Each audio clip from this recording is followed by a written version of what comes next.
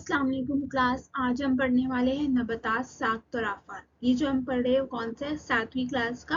हम साइंस का chapter number दूसरा सबक पढ़ रहे साख्त और आफात। इसका हम पार्ट 1 पहले ही पढ़ चुके हैं, तो ये जो है होगा ये हमारा दूसरा पार्ट होगा। अभी तक हमने क्या देखा था? जड़ की नशोनुमा। हमने क्या देखा था कि हमने एक दाना नहीं लिया था, एक दाल लिया था और उसको क्या किया था, हमने क्या किया था, उसको कुछ दिनों तक पानी के अंदर छोड़ दिया था। उसके बाद हमने क्या देखा था, कुछ इस तरीके से दो साख नजर आती है। जो ऊपर का हिस्सा होता है इन्हें हम क्या कहते हैं? अखवा। जो आगे चल के तना बनाता है और आगे चल के तना बनाता है और उसके साथ साथ ही फल और फूल के लगने का सहारा बनता है। और जो नीचे का हिस्सा होता है, जो जमीन के अंदर होता है, वो क्या बनाता है? जड़ बनाता है। हमने साथ में ये भी देखा था कि जड़ कितने तरीके के होते हैं? 2 तरीके के होते हैं। एक होता है असली जड़ और एक क्या होता है? रेशेदार जड़। ठीक है, हमने अभी तक इतना देख लिया था। उसके अलावा अभी अभी देखते हैं कि और क्या चीजें पढ़नी है और अलग तरीके के जड़ कौन से होते हैं। उसके अलावा कुछ एक्सपेरिमेंट्स है, हम वो भी करने वाले हैं इस लेक्चर में। तो चलो शुरू करते हैं। चलो तो हम यहाँ पे शुरू करें। पहला हमारे पास क्या दिया है हमको? इस पैराग्राफ में क्या करना है, हमारे पास 5 अलग अलग पौधे दिए गए। ठीक है, अब इन पौधों का क्या करना है हमको? इनको क्या करना है? एक गमले में मटर, राई, जवार, मकई, धनिया वगैरह के बीज बोए 8 दिन देखभाल करना है। जब पौधे एक बालश्त के हो जाए और गमले की मिट्टी गीली हो, तब उन्हें एहतियात से निकालकर कांच के एक बड़े तवाने में रखना है। उसके बाद इस तरह जड़ों से लगी हुई मिट्टी आसानी से निकल जाएगी। अब जड़ों का बगौर मुशाहिदा करना है। देखिए किन पौधों में क्या है? असल जड़ का निजाम है और किन पौधों में क्या है? रेशेदार जड़ के निजाम है। ठीक है, हमको क्या करना है? इस तरीके से मालूम करना है कि कौन से पौधे में कौन सी जड़ होती है। तो हमने क्या किया, यहाँ पे पिक्चर्स लिए। अब ये एक्सपेरिमेंट्स आपको खुद ही करना पड़ेगा। यहाँ पे हमने क्या किया, सारे पौधे लिए। अभी अब जब बात करते हैं, सबसे पहले हमारे पास क्या है? मटर है। आप जब मटर के पौधे को देखोगे तो आपको क्या नजर आ रहा है? कौन सा निजाम है, कौन सा जड़ है? ये असल जड़ का निजाम है। ठीक है, अब यहाँ पे भी हम देख रहे हैं क्या है, ये हमारे पास राई है। तो राई में भी कौन सा दिख रहा है आपको? असल जड़ का निजाम नजर आ रहा है। ये तीसरा एग्जाम्पल जवार का है। तो जवार में आप जब देख रहे हो तो कैसा दिख रहा है? रेशेदार है, और रेशेदार है और कुछ ज्यादा ही क्या है? पूरी तरीके से फैला हुआ। तो जब रेशेदार होता है तो ये कौन सी जड़ें है? ये रेशेदार जड़ें हैं। इसके अलावा यहाँ पे जो है ये मकई का एग्जाम्पल है। मकई में क्या दिख रहा है आपको यहाँ पे कि किस तरीके से है? ये है रेशेदार जड़ें हैं। इसके बारे में हम थोड़ा और डिटेल में पढ़ने वाले हैं मकई के बारे में। रेशेदार जड़ें हैं। और यहाँ पे आपको क्या दिख रहा है? ये है धनिया। और धनिया में आपको किस तरीके की जड़ दिख रही है? असली जड़ का निजाम नजर आ रहा है, क्योंकि यहाँ से ये थोड़ा सा ये पूरी मोटी है और आगे चल के क्या हो रहा है? एक ही जड़ से और भी जड़ नजर बनते जा रहे हैं। तो ये कौन सी जड़ हो गई आपकी? असली जड़ का निजाम। तो इस तरीके से हमने क्या किया, 5 अलग अलग पौधे लिए और देखा कि कौन से पौधों में किस तरीके का जड़ नजर आता है, होता है। तो इस तरीके से 5 अलग एग्जाम्पल्स लिए। अभी हम तुमको और डेप्थ में जाके जड़ के बारे में पढ़ने वाले हैं और यहाँ पे और भी देखने वाले कि इनके अंदर और कौन से अलग अलग तरीके की जड़ होती है। चलो देखते हैं। तो अब यहाँ पे क्या दिया है? मकई, गन्ना, जवार जमीन में नशोनुमा पाने वाले जड़ें और जमीन की ऊपरी तन से निकलने वाली इत्तफाकी जड़ें, और इस तरह 2 किस्म की जड़ें होती है। अब जब बात कर रहे हैं हम, अभी हमने शुरू से क्या देखा कि जड़ होता है, उसके भी 2 टाइप होते हैं। लेकिन वो होता क्या है, काम क्या करता है पौधों में, इनकी जरूरत क्या है? इसके अलावा भी आपने बहुत जगह इस तरीके से आपने बरगद का दरख्त देखा होगा और उसमें देखा होगा कि कितनी बड़ी बड़ी जड़ें जो होती है दूर दूर तक किस तरीके से फैली हुई होती है। ठीक है, वो भी एक तरीके की जड़ होती है। ये जो एग्जाम्पल है ये क्या है? आपके मकई की जड़ है। ठीक है, अब जब हम बात करें तो मकई की जड़ में हमने क्या देखा था कि वो रेशेदार होती है।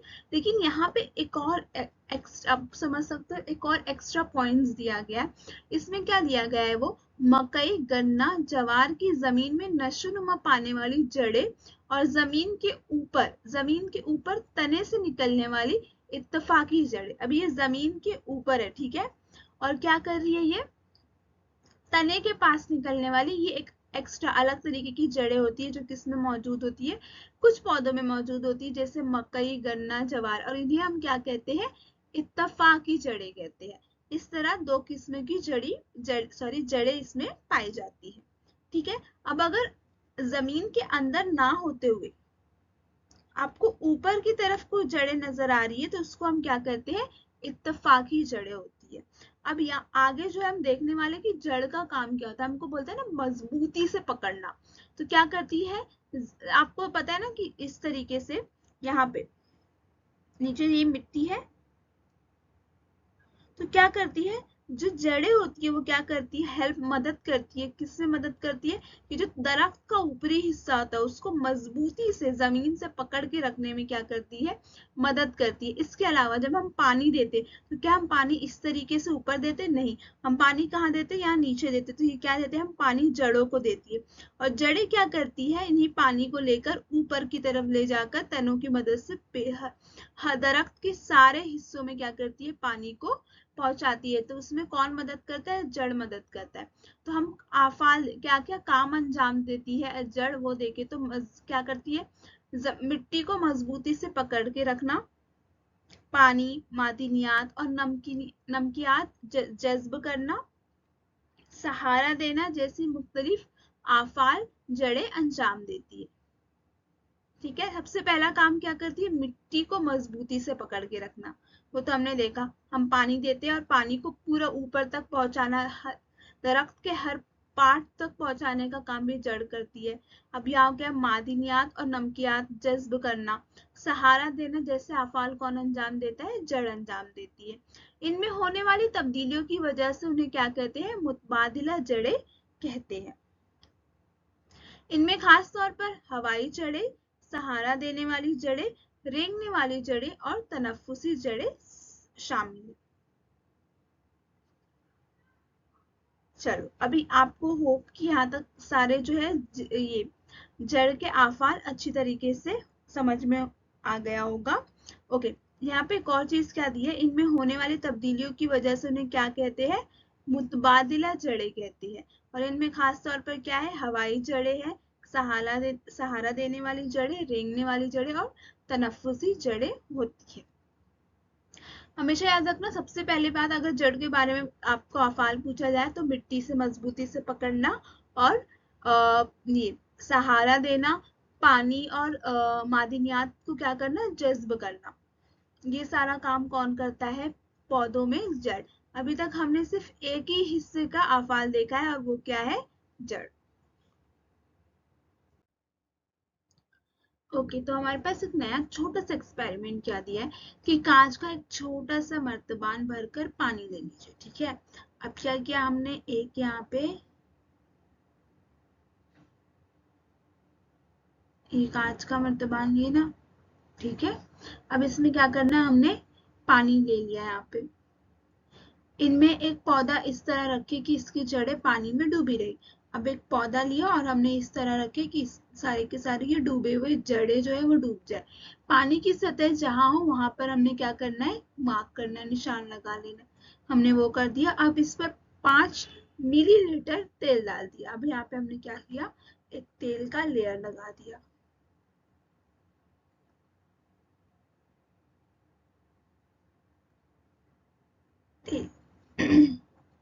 अब क्या होगा उसके आगे दूसरे दिन हमें इसमें नोट करना है कि दूसरे दिन किस तरीके से ये दिख रहा है। तो एक काम कर, अब यहाँ पे हमने क्या किया, ये हमारा पहला दिन था। अभी यहाँ पे क्या होगा ना, हमने पिछले ही पैराग्राफ में क्या देखा कि पानी को क्या करता है, जड़ जो है वो क्या करता है, पानी को जज्ब करता है। क्यों जज्ब करता है, क्योंकि पेड़ को भी पानी की जरूरत होती है और वो अपनी जरूरत को मुकम्मल करने के लिए पानी की जरूरत को पूरा करने के लिए क्या करता है, इस जड़ की मदद से क्या करता है, पानी को क्या करता है, जज्ब करता है और जो दूसरे हिस्से होते हैं पेड़ में वो क्या करता है, उनको ये पानी पहुंचाएगा। लेकिन जब हम दूसरे दिन देखेंगे, जो यहाँ पे दिख रहा है कि पानी की सतह क्या हो रही है, कम हो रही है, लेकिन जो तेल की सतह होगी वो उसी तरीके से बनी रहेगी। तो इससे क्या समझ में आता है कि जो दरख्त है, जो पौधा है, वो क्या करेगा, पानी को जज्ब करेगा, लेकिन वो तेल को जज्ब नहीं कर रहा है। ठीक है, तेल को जज्ब नहीं करता। बहुत कम ऐसे दरख्त है जो तेल को जज्ब करते, लेकिन जो ज्यादातर पेड़ होते हैं वो क्या करे, वो यहाँ पे तेल को जज्ब नहीं करे। तो तेल की जो लेयर होगी, परत होगी, वो उसी तरीके से होगी, लेकिन जो पानी की जो लेयर होगी, जो हमने यहाँ तक मार्क किया है, वो क्या हो जाएगी, वो कम होके नीचे आ जाएगी। क्यों? क्योंकि क्या करेगा, यहाँ जो जड़ है वो क्या करेगी, पानी को जज्ब करेगी, और जो ये पौधा है उसको पानी की जरूरत होगी, तो पानी उसके थ्रू क्या करेगा, वो दूसरे हिस्सों में तना क्या करेगा, तमाम हिस्सों में पौधे के क्या करेगा, पानी को आगे की तरफ भेजेगा और सबको पानी की जरूरत को पूरा करेगा। इस तरीके से क्या समझ में आ रहा है कि पानी को जज्ब करने में जड़ की क्या होती है, बहुत अहम रोल अदा करता है। आप ये अपने क्लास में जरूर करके देखिएगा। आगे देखते हैं क्या दिया गया है। यहाँ पे क्या दिया है, आइए गौर करके देखें। अब यहाँ पे 3 सवाल दिया गया आपको। ठीक है, सबसे पहला सवाल क्या है, इमली, आम जैसे दरख्तों की जड़ें हमेशा रेशेदार होते तो क्या होता। अब जब बात करते हैं इमली, आम के दरख्तों की, तो आम के दरख्त अगर रेशेदार होते तो क्या वो मजबूत होते? बिल्कुल नहीं होते। तो अगर जब वो मजबूत नहीं होते तो क्या मजबूती से इतने भारी आम को क्या उनकी दरख्त उनको क्या कर सकता, पकड़ के रख सकता? नहीं रख सकता। तो क्या होता है ऐसे सिचुएशन में, जो दरख्त होता है वो कभी खड़ा ही नहीं रह पाता, मजबूत नहीं होता। और इतने बड़े दरख्त को मजबूती से पकड़ने के लिए क्या चाहिए, रेशेदार जड़ें नहीं चाहिए। तो ऐसे उनको सहारा देने के लिए, उनको मजबूती से पकड़ने के लिए क्या चाहिए, रेशेदार जड़ों की जरूरत नहीं होती है।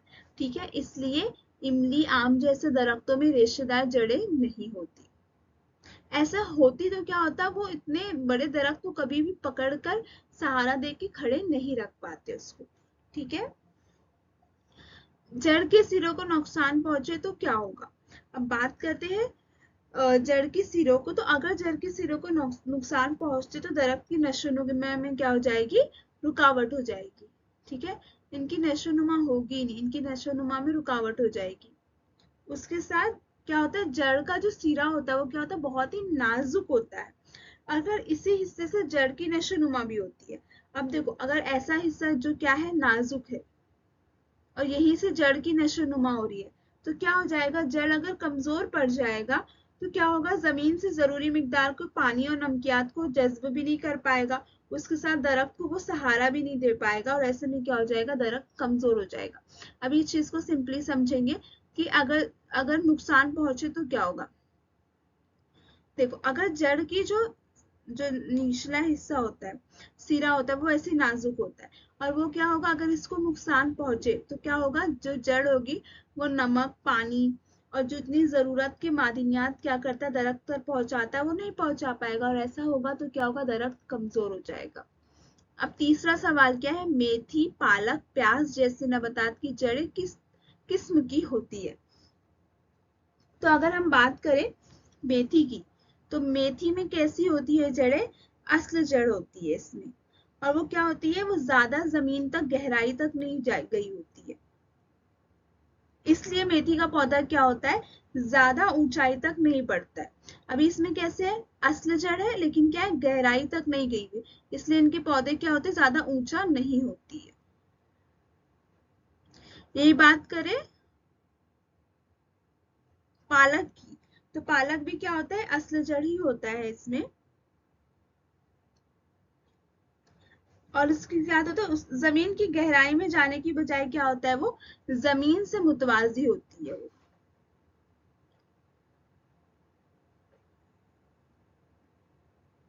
मुतवाजी नशोनुमा करती है।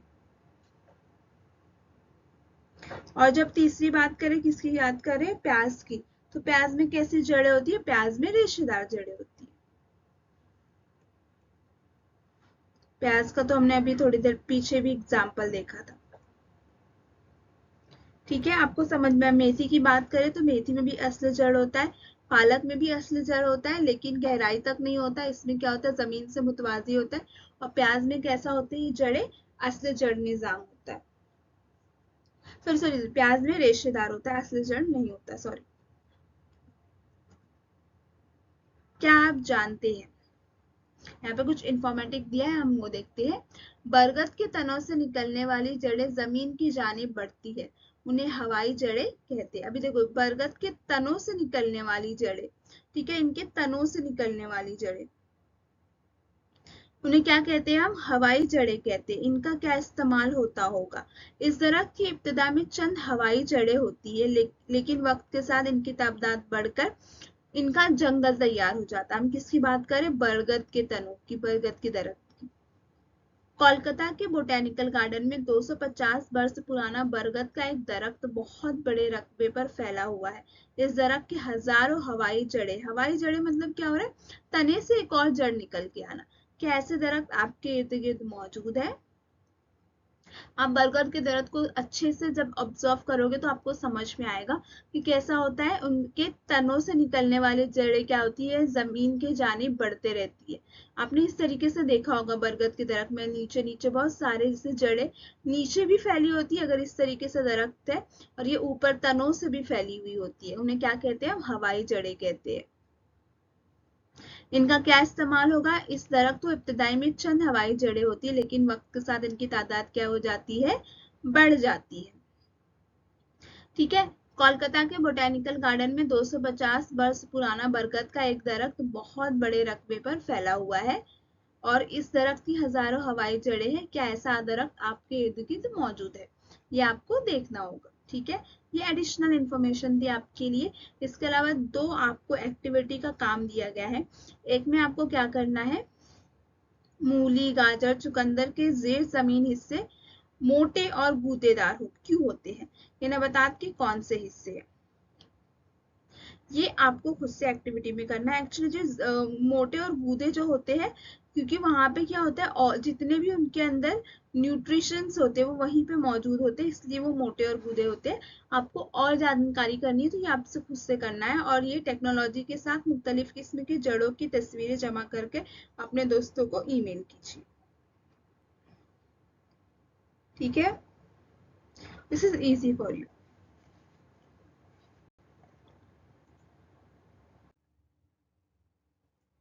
ठीक है, जो हम नया टॉपिक पढ़ने वाले हैं वो क्या है, हमारा तना। अभी तक हमने जड़ के बारे में देखे, उनके आफाल के बारे में देखा और समझा है अच्छी तरीके से।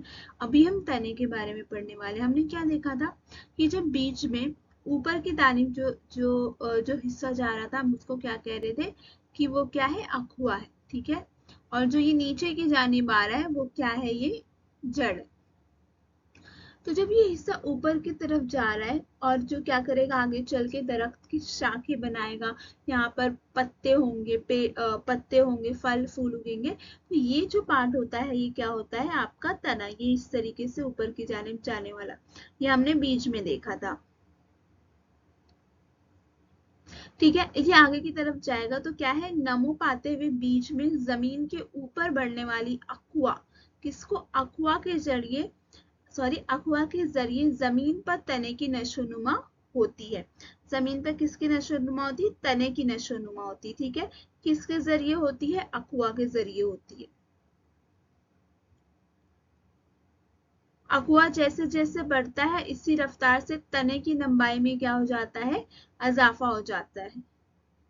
तने की लंबाई ऑफकोर्स जैसे जैसे ये बढ़ेगा, ऊपर की जानिब जाते जाएगा, उस तरीके से वैसे वैसे क्या होगा, तुम्हारे तने की लंबाई इजाफा होगा। तने तने पर गहरे क्या होते हैं, देखो गहरे होते हैं, जिसे नोट्स पाए जाते हैं। जहां गहरे होते हैं वहां से पत्ते क्या होते हैं, निकलते हैं। दो ग्रहों के दरमियान फासले को क्या कहते हैं, बैन ग्रह कहते हैं। देखो इस चीज को मैं अच्छे से एक्सप्लेन कर दूं। देखो यहाँ पे क्या दिया है, ग्रह है, तो ये क्या है, एक नोट्स है। यहाँ से क्या निकल रहा है, पत्ते। ये आपको यहाँ नजर आ रहा है, ये एक नोट्स हो गया। यहाँ पे एक ग्रह है, यहाँ पे ये दूसरा ग्रह है। अब देखो ये एक ग्रह है और ये दूसरा ग्रह है, इनके बीच में ये जो फासला है इसको हम क्या कह रहे हैं, इंटरनोड कह रहे हैं। इंटरनोड कह रहे हैं यानी बैन ग्राह है। क्या है ये, बैन ग्राह। और यहाँ से ये जो एक नोड है यहाँ से क्या निकलने वाला है, आगे से पत्ते निकलते। ठीक है, और ये हम किसके स्ट्रक्चर के बारे में पढ़े, किसकी साख्त के बारे में पढ़े, तने की साख्त के बारे में पढ़े।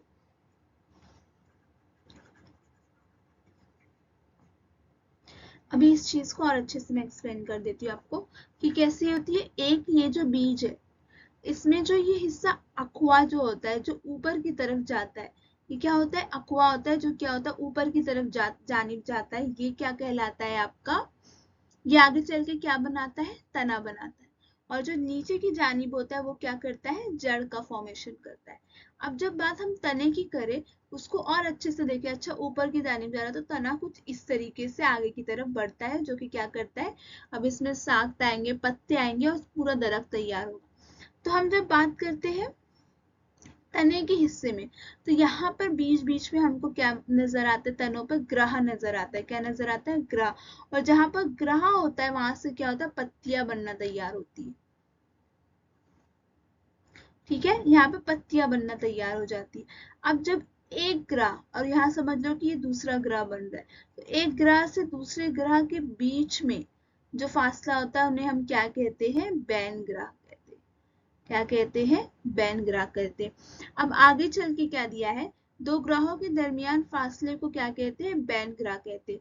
तने के सिरे को कली कहते हैं। तने के सिरे को क्या कहते हैं, यहाँ पर ये जो इसका सिरा है इसको हम क्या कहते हैं, कली कहते हैं।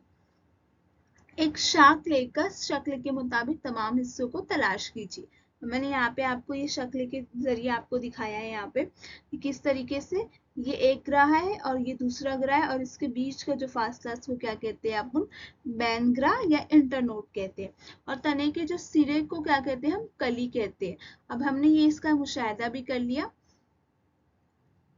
मैं आपको एक बार अच्छे से और बता देती हूँ कि एक ये बीज है,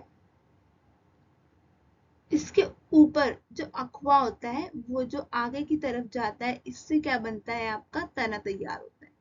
ठीक है, अब यहाँ से आपका ये इस तरीके से तना तैयार हो रहा है।